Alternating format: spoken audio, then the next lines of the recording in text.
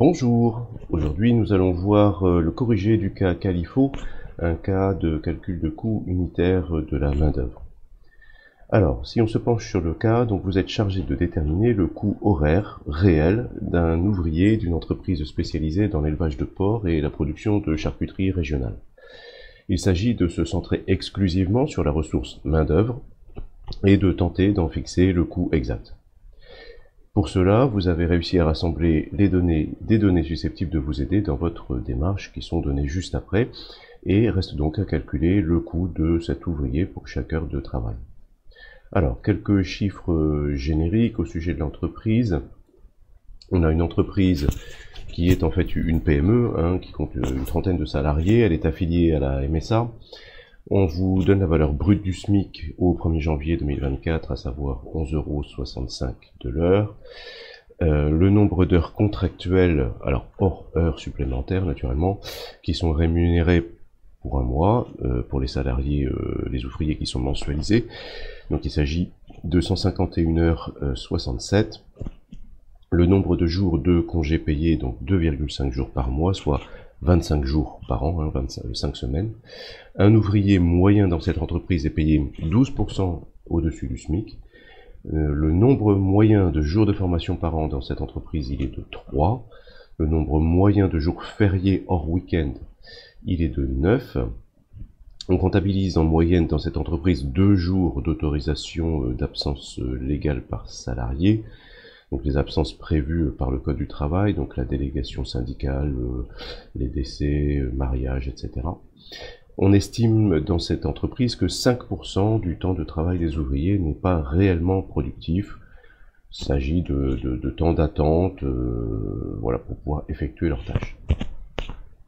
Alors, si on poursuit, on a aussi dans cette entreprise des primes unilatérales. Donc le patron a décidé de donner une prime annuelle de maintien des équipements à tous les salariés de l'usine, afin donc de les encourager à nettoyer et prendre soin de leur outil de travail. Cette prime, elle est conditionnée chaque année à l'état des machines qui est constaté lors d'un audit interne, et elle est d'une valeur identique pour tous les salariés de production, à savoir 500 € par an. Cette prime est incluse dans l'assiette assujettie aux cotisations de sécurité sociale.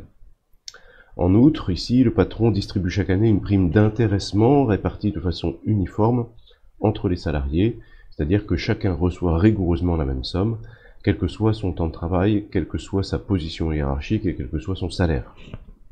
D'après les années passées, on est capable de dire que cette prime est d'un montant moyen de 1 000 € par an et par salarié.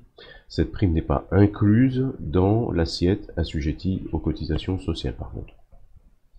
Voilà, ça c'est pour l'aspect prime. Ensuite, on nous décrit un petit peu les cotisations patronales qui sont payées sur les salaires. Alors attention, ici les taux qui sont mentionnés sont approximatifs, puisqu'ils varient en fonction de la réalité d'une entreprise à l'autre, en fonction d'un secteur d'activité à l'autre, en fonction des accords de branche, des accords d'entreprise, etc. Il concerne que la part patronale ici et n'intègre pas la part payée par le salarié, puisque celle-ci, elle est déjà incluse dans le salaire brut. Les cotisations sociales légales, pour commencer, donc elles concernent principalement les assurances sociales pour la maladie, la maternité, l'invalidité, le décès, la vieillesse, les allocations familiales et les accidents du travail. Elle représente ici en moyenne 21,48% de la rémunération brute.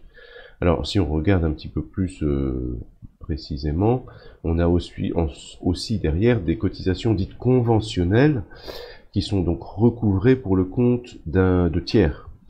Alors, de qui s'agit-il ici? Donc de l'assurance chômage, l'assurance de garantie des salaires qui sont reversés à Pôle emploi, maintenant qui s'appelle France Travail. Donc pour 4,05%. L'association pour la gestion du fonds de financement, AGFF, qui pourvoit aux revenus des personnes ayant validé tout leur trimestre de cotisation retraite, mais en situation de départ anticipé par rapport à l'âge légal, et ces sommes sont reversées à la Camarca ou Agrica, donc pour 1,20%. La cotisation pour la retraite complémentaire, qui est reversée là aussi à la Camarca Agrica pour 4,65%. Et puis, on a ici la cotisation de formation des salariés des exploitations agricoles reversée au FAFSEA, 0,55%. Les cotisations de garantie, incapacité, invalidité, décès pour 0,89%. La cotisation pour le financement de la promotion des métiers de l'agriculture reversée à l'ANEFA. La cotisation pour le financement de la négociation collective en agriculture versée à la FNCA, la cotisation pour l'association prospective, recherche, orientation, valorisation de la gestion prévisionnelle de l'emploi en agriculture Provea, cotisation pour l'association sociale et culturelle du personnel de la production végétale reversée à l'ASPCPA et CPA, le tout pour 0,30% de la rémunération brute. La cotisation générale de pénibilité, 0,21%, la taxe d'apprentissage, 0,68%, la somme des pourcentages ci-dessus est donc de 12,53%. Et puis on a la cotisation pour l'assurance complémentaire sur les frais de santé, qui est supportée à part égale entre le salarié et l'employeur. Ici, il s'agit de 73,29 € par mois pour l'employeur. La part salariée, encore une fois, elle est déjà déduite dans le salaire brut. Alors, ensuite on a les contributions sociales. Donc ce sont les contributions légales assises sur tout ou partie de la rémunération brute. On y recense la contribution au Fonds national d'aide au logement, le FNAL, pour 0,10% de la rémunération brute dans le cas d'une entreprise de 30 salariés, ce qui est notre cas ici. La cotisation pour le financement des organisations syndicales, 0,016%, la contribution sociale d'autonomie, CSA, visant à favoriser l'autonomie des personnes âgées et handicapées par la loi du 30 juin 2004, 0,3%, le total de ces pourcentages est de 0,416%. Enfin, on a un forfait social qui s'applique aux rémunérations versées aux salariés, qui sont exclus de l'assiette des cotisations de sécurité sociale et, sauf exception, assujettis à la CSG sur les revenus d'activité. CSG, contribution sociale généralisée.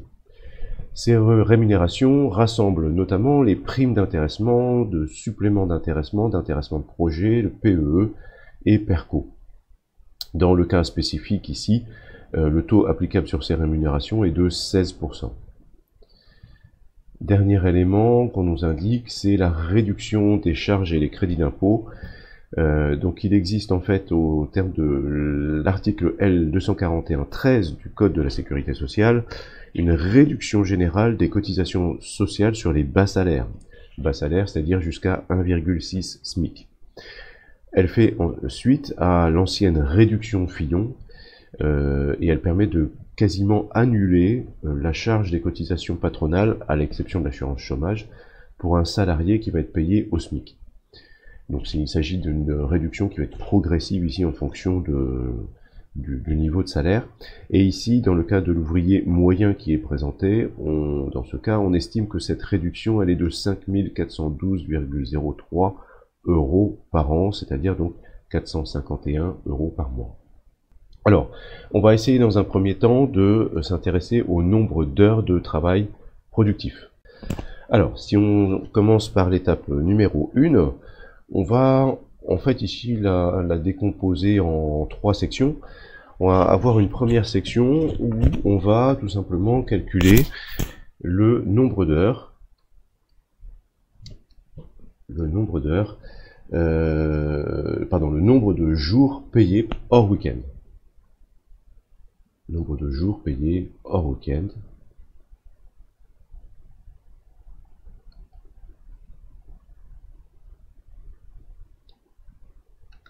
Donc ici, on va reprendre tout simplement nos 365 jours de l'année. Et puis on a en toute logique 52 semaines. Alors après, tout est fonction de comment tombent les jours de la semaine sur telle ou telle année, mais on peut tabler qu'on va avoir samedi, dimanche 2 jours de week-end par semaine, donc c'est-à-dire 104 jours de week-end. Et donc il nous reste ici 261 jours payés hors week-end par an. Ensuite, à partir de ça, on va essayer de retirer encore tous les jours qui ne vont pas être travaillés en tant que tel, et ensuite transformer ça en nombre d'heures. Donc de ça, on va encore pouvoir retirer les congés payés. Donc congés payés, on est à 5 semaines par an, donc à savoir 25 jours, comme on nous l'indique, hein. Moins ici, 25 jours. Ensuite, on va avoir des jours fériés. Alors ici, tout est fonction de comment on fonctionne dans le décompte des jours de travail ou jours de congé dans l'entreprise. Ici, on a pris un nombre de jours fériés moyens hors week-end, puisqu'on a déjà retiré les week-ends, de 9 jours. Typiquement, d'une année sur l'autre, on peut osciller entre 8 et 11 ou 12 jours fériés de ce type-là. Ensuite, on va retirer des jours de formation. Ici, on est parti dans notre cas sur 3 jours de formation en moyenne par salarié. Alors là aussi, hein, en fonction de la catégorie de salariés sur laquelle on essaie de calculer le coût horaire, c'est un nombre qui peut varier aussi sensiblement. Et puis le nombre de jours d'autorisation d'absence, donc les absences légales. Absence légale. Et donc là, on est parti sur 2 jours. C'est peut-être un petit peu élevé comme moyenne. Mais bon, c'est ce qu'on utilise ici pour notre exemple. Donc du coup, si on fait cette soustraction, il nous reste ici 222 jours. 222 jours payés et travaillés. Donc on va pouvoir, on imagine ici que on a une entreprise qui est aux 35 heures par semaine, ce qui normalement reste la norme en France. Donc on va avoir du coup 7 heures par jour. Avec 7 heures par jour, donc on va multiplier nos 222 jours fois 7 heures par jour, et on obtient du coup 1554 heures.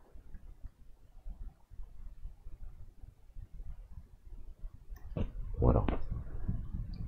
Donc là, on a un nombre d'heures, et il nous faut encore essayer de calculer sur ce nombre d'heures, donc qui sont payées, travaillées, mais elles ne sont pas nécessairement toutes productives. Donc là, elles sont payées et travaillées.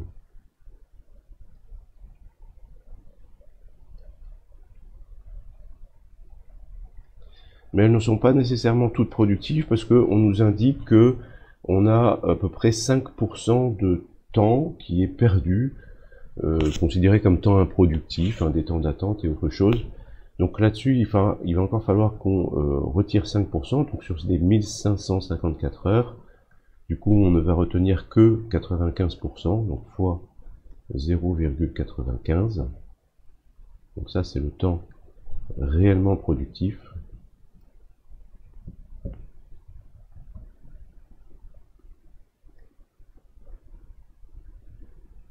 Enfin, la proportion de temps réellement productif.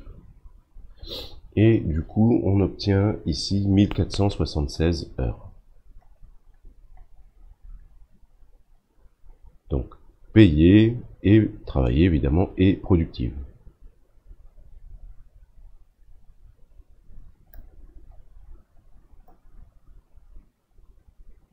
Voilà. Donc ça, c'est un résultat qu'on va garder en mémoire. On va d'ailleurs, hop, l'encadrer, parce qu'on va le réutiliser plus tard. Voilà. Intéressons-nous maintenant au coût.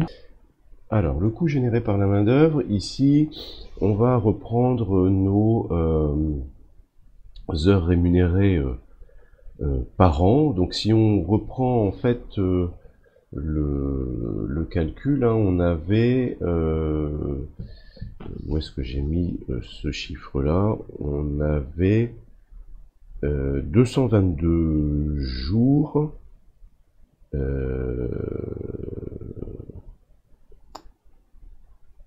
pardon, 261 jours. 261 jours, ça c'était le nombre de jours qu'on avait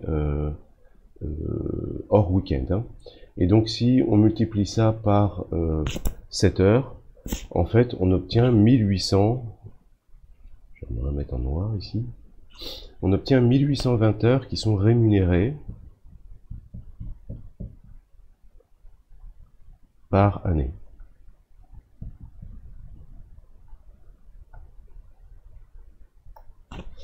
Donc sur ces 1820 heures, on va pouvoir du coup les multiplier par notre taux horaire de SMIC, coût horaire qui est de 11,65 € par heure, et qu'on va majorer de 12%, puisqu'on nous dit ici que notre salarié moyen, il est payé en moyenne 12% au-dessus du SMIC.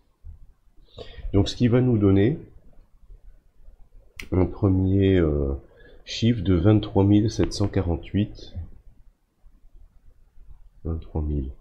748,88 si on veut être précis, euros par an.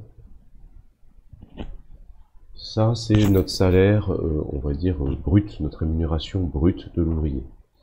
Là-dessus, on doit rajouter des primes.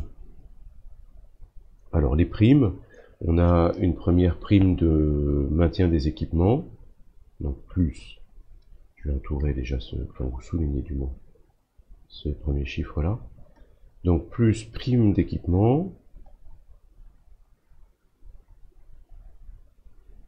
et prime d'équipement, on va avoir donc 500 € par an. Donc là, on ne fait que rajouter les 500 €. Et puis notre prime d'intéressement qui, en moyenne, puisque ça varie d'une année sur l'autre, hein, encore une fois, c'est calculé en fonction du résultat de l'entreprise, notre prime d'intéressement qui est de 1000 €. Donc qui sont également payés par l'entreprise. À cela encore, on va devoir ajouter donc des cotisations patronales qui sont dues en plus du salaire brut. On va chercher à obtenir ici ce qu'on appelle un salaire brut chargé. Donc côté cotisation légale, les cotisations légales, si vous vous souvenez ce qu'on a dit précédemment, elles sont assises, l'assiette, elle est comprise du salaire brut, mais aussi de la prime d'équipement. Donc ici l'assiette donc pour les cotisations légales, hop, cotisation légale,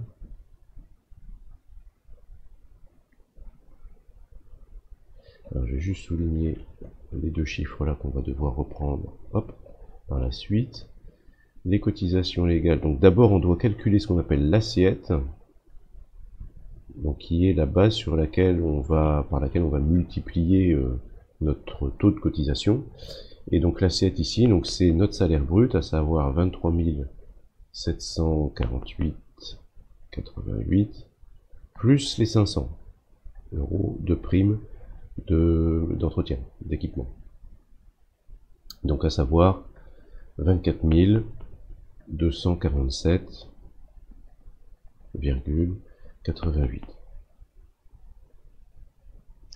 Ça va être la base sur laquelle on va calculer nos cotisations légales. Donc si on applique maintenant le taux qui nous est donné, à savoir 21, donc fois 21,48% pour ce type de cotisation-là, ça nous donne une cotisation légale de 5208,45 €. Donc qui vont être dus par l'employeur, en plus de ce qu'on a calculé précédemment. Ensuite, on a donc les cotisations conventionnelles. Alors, si on fait donc cotisation conventionnelle,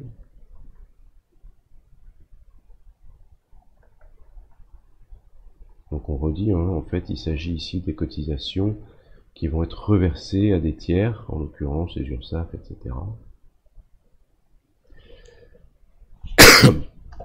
Et donc ici, Cotisation conventionnelle, donc l'assiette, elle va être l'assiette de calcul, elle va être la même que précédemment. Donc 24 247,88. Et si on fait la somme de tous les taux de cotisation conventionnelle, on obtient 12,53% dans notre exemple ici. Donc ça va nous donner ici un montant de 3038,25.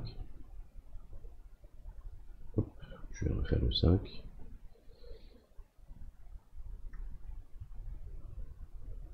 Donc toujours en euros. Voilà.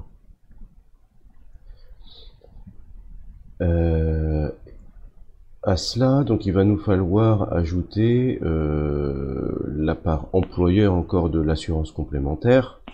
Donc assurance complémentaire qui est devenue une assurance obligatoire il y a quelques années. Assurance complémentaire santé.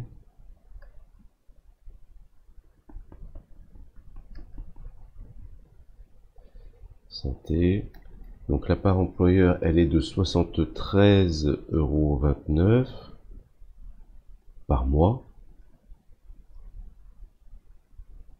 Donc si on fait x12 pour avoir le chiffre à l'année, on obtient donc 879,48 € par an. Voilà pour ça. Ensuite, on a encore les contributions sociales. Alors, contributions sociales.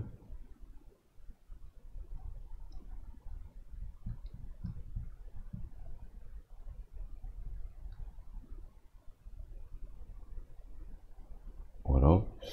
L'assiette de calcul, toujours inchangée. Donc 24 247,88. Et si on fait la somme des taux appliqués, parce qu'il y a tout plein de taux, de petits taux en fait, la somme des taux, on est à 0,816%. Donc là, on voit qu'on a des toutes petites cotisations. Donc si on applique ce taux à l'assiette, on obtient 197,86 € par an. Voilà. Encore une chose ici, le forfait social. Alors le forfait social, lui pour le coup, il va s'appliquer. Forfait social. Le forfait social va s'appliquer, lui, à la prime d'intéressement. Donc l'assiette, ici, ça va être la prime d'intéressement. La prime d'intéressement, elle a un traitement ici un petit peu particulier, hein, puisqu'elle est fonction des résultats de l'entreprise, et sa distribution n'est pas obligatoire. Donc ici, cette assiette, elle est de 1000 €. Et notre forfait social, notre taux est de 16%. Donc ça nous fait ici 160 €. Donc ça, encore une fois, c'est la part employeur, hein. Ce qui nous fait 160 € par an.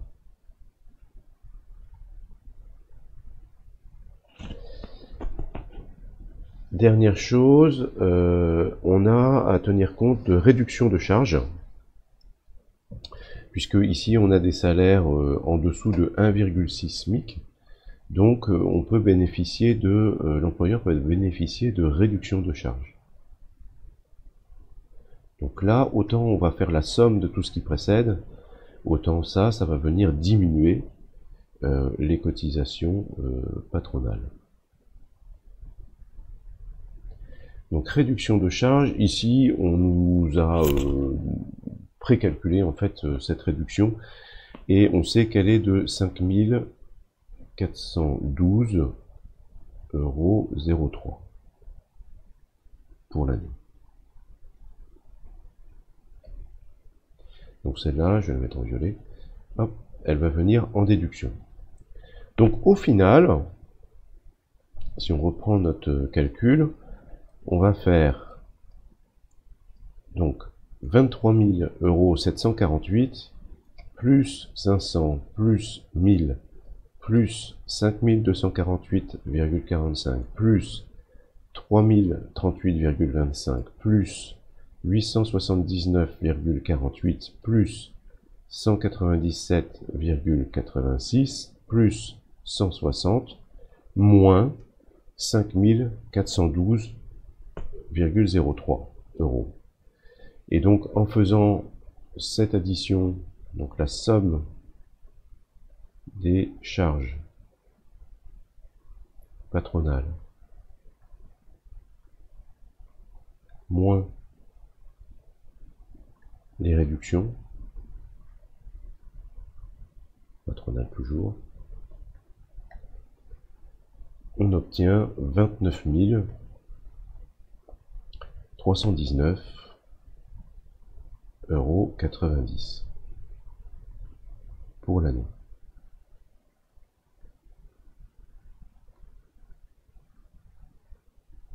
Donc ça, c'est le coût total du salaire. Alors on pourrait parler d'un salaire sec, c'est-à-dire que là-dessus, on n'a rajouté aucune charge directe ou indirecte qu'on pourrait directement rapporter au coût du salarié.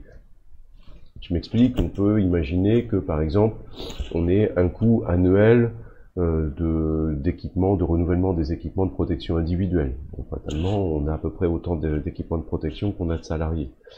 On peut imaginer des uniformes d'entreprise, enfin de tout ce qui est vêtements d'entreprise, des choses comme ça, qu'on pourrait légitimement encore rajouter au coût annuel d'un salarié si on veut calculer un coût élargi. Ici, je suis vraiment sur un coût sec, coût du travail sec.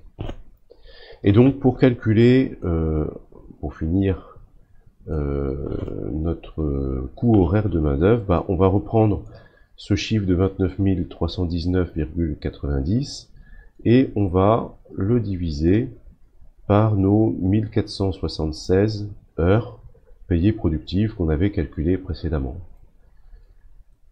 Donc on va faire ça juste ici. Voilà. Donc 29 319,90 € par an, divisé par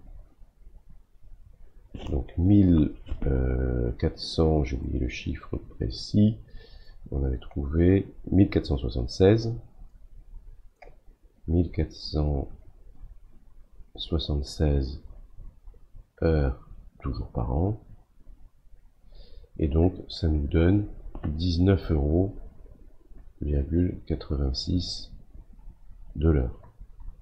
Donc encore une fois, il s'agit ici de du coût du salaire sec, donc c'est-à-dire hors ajout éventuel de charges qu'on pourrait directement associer à notre salarié ici. Et ceci vient conclure notre cas Califo de calcul des coûts unitaires de main-d'œuvre. À bientôt pour d'autres coûts unitaires.